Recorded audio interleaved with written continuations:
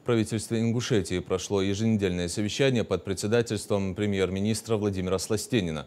В рамках повестки рассмотрели порядка 10 вопросов, среди которых реализация нацпроектов, подготовка к проведению первенства России по греко-римской борьбе памяти Героя России Алихана Калиматова, организация работы общественного транспорта в период празднования Ид-аль-Фитр. Начали с итогов общереспубликанского субботника по очистке, озеленению и благоустройству территорий муниципальных образований. Несмотря на пасмурную погоду, согласно плану, их провели практически везде.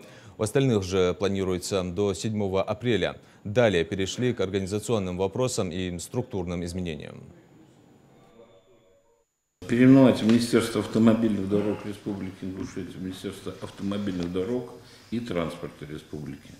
С передачей соответствующих структур от Минпрома, управления ДОР, теперь вот такое красивое название, как практически во всех регионах нашей страны, автомобильных дорог и транспорта. Также реорганизация подлежит Министерству культуры Республики, в Министерство культуры и туризма Республики Ингушетия путем присоединения к нему комитета по туризму. Это второе изменение структурное. Третье. По инициативе главы образуется комитет Республики Ингушетия по тарифам.